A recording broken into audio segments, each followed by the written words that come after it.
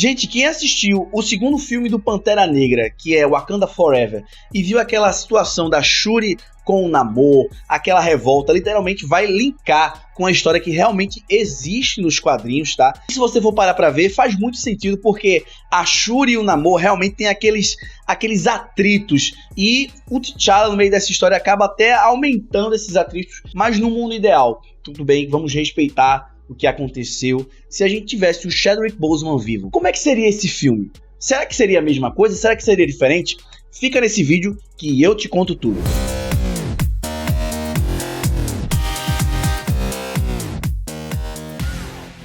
Fala, man! Tranquilo, Natana na área, sejam muito bem-vindos a mais um vídeo do canal Natanamente. Ainda estou rouquinho, tá certo? A voz ainda tá se recuperando. Tô aqui, ó, copinho. Vamos aqui, ó, beber a nossa água. Faz parte, que a gente tem que se recuperar, né? A voz tem que voltar. A perda do Chadwick Boseman não poderia deixar de ser um marco na história do Pantera Negra 2. E assim, o filme foi basicamente uma grande homenagem para esse ator que marcou o cinema. Depois de Pantera Negra, você tem uma nova referência de filme incrível. Mas será que não existia uma versão de Wakanda Forever onde o T'Challa permanecia vivo, ele permanecia rei como Wakanda, ele permanecia o Pantera Negra principal de Wakanda? Será que existia outra história além da que foi apresentada? Que assim, a que foi apresentada foi mais uma forma de homenagem. Será que não existia uma história principal? E é exatamente sobre isso que a gente vai falar hoje. Por isso eu falo pra vocês que vale muito a pena se inscrever no canal e ficar com o sininho ativado para sempre receber vídeos novos, tá certo? Quem tá gostando do vídeo já sabe, ó, deixa seu like, deixa o like que nos ajuda muito. Valeu, conto com vocês.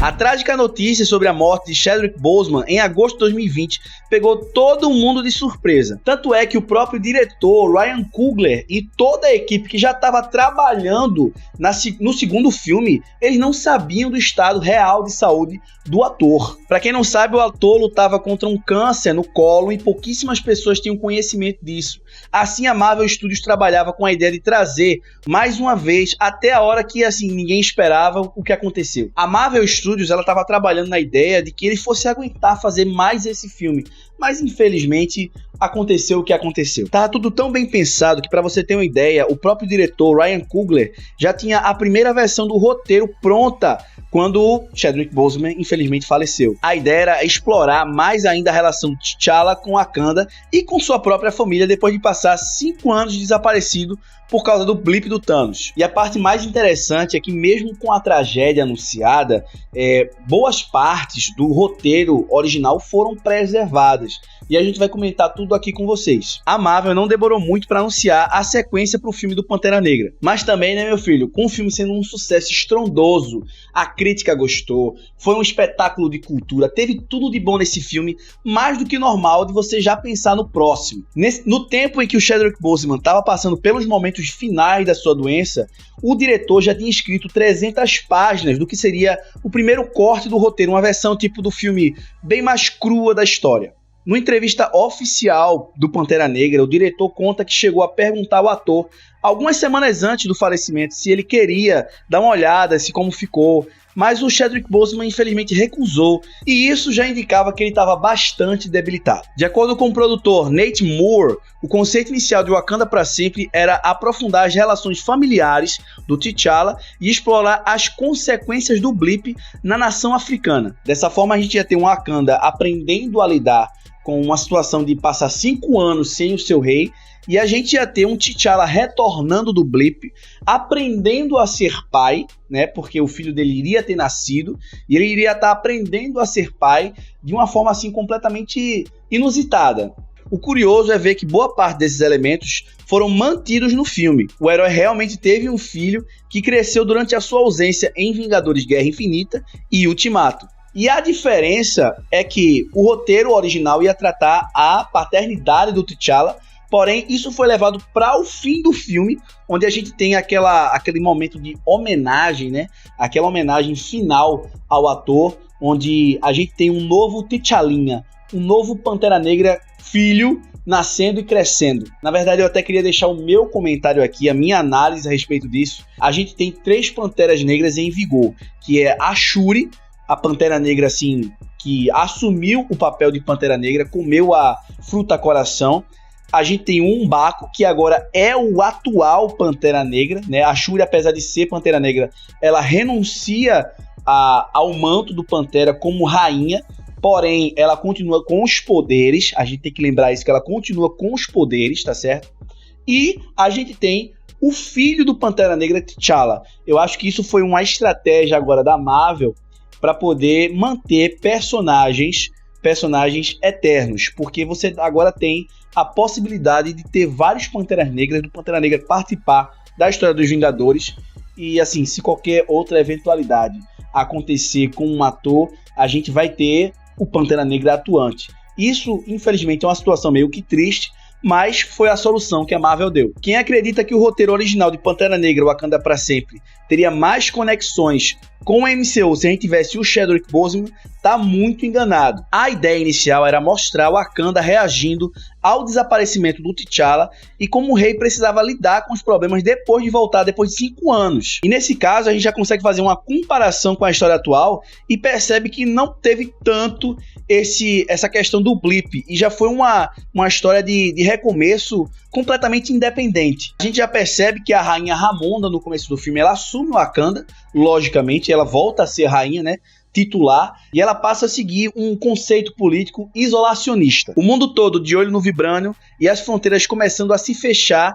Aquela política de cooperação que foi anunciada pelo T'Challa no final de Pantera Negra não avançou muito. E por causa disso, os outros países começaram a buscar Vibranium em outros lugares e, infelizmente, isso provocou a ira de Namor. Essa poderia até ser uma história que Boseman poderia participar no papel principal. Por exemplo, depois que ele voltasse de 5 anos de blip do Thanos, ele veria que a sua mãe seguiu com caminhos mais conservadores na política externa e seria confrontado pelo príncipe submarino da mesma forma como aconteceu com a Shuri. Se você for parar para pensar, seria quase o mesmo filme, né? A história inicial ainda seria voltada para o embate com o Namor, que é muito presente na luta contra o Wakanda nos quadrinhos. Para quem não sabe, a Shuri já chegou até banir o irmão dela, T'Challa, porque ele fazia parte dos Illuminati e o Namor estava nos Illuminati. Então a evolução dessa personagem realmente ela faz muita menção aos quadrinhos, tá certo? Só que se a gente tivesse o Chadwick Boseman, eu acho que a diferença maior que teria nesse filme seria, na verdade, a ausência das homenagens. A gente veria, nesses momentos em que foram dedicados, eu acho que em vários momentos a gente vê a Shuri com a mãe dela parando, o enterro, o velório, né? A gente vê aqueles momentos em que eles param para refletir sobre a perda do antepassado, do ente querido. Então, esses espaços eu acho que, logicamente, seriam ocupados por um momento de reabilitação, né? De ressocialização do Pantera Negra. E, logicamente, talvez a gente não tivesse a Shuri como Pantera Negra, seria o próprio T'Challa. Eu queria que vocês comentassem aqui embaixo, que vocês participassem, comentando o que é que vocês acham que poderia acontecer se a gente tivesse o nosso Chadwick Boseman presente nesse filme. Será que mudaria muito a história? Comenta aqui o que é que vocês acham que poderia ter acontecido, tá certo? Que eu gosto muito quando vocês participam e eu respondo todos os comentários, hein?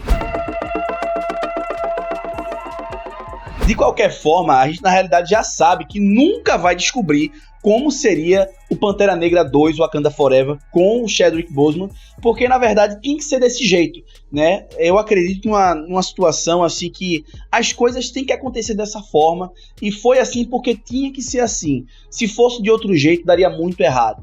E o filme, assim, além de ser um filme completamente independente, eu vejo como uma história muito bem construída, muito bem isolada, e conectada ao mesmo tempo, uma história que se sustenta e foi uma excelente homenagem ao Chadwick Boseman. Eu assisti o filme, cara, a lágrima caiu 3 vezes. 3 vezes eu chorei nesse filme, da lágrima cair. Segundo o próprio chefe da Marvel, Kevin Feige, essa foi a principal preocupação que eles tiveram, porque a notícia da perda do Chadwick Boseman foi um choque para todo mundo. Foi um choque extremo para todo mundo.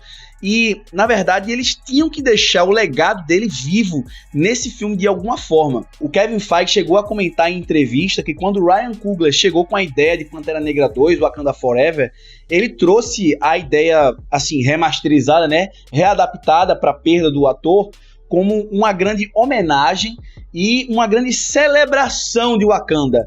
Então isso culminou para que fosse um filme tão incrível.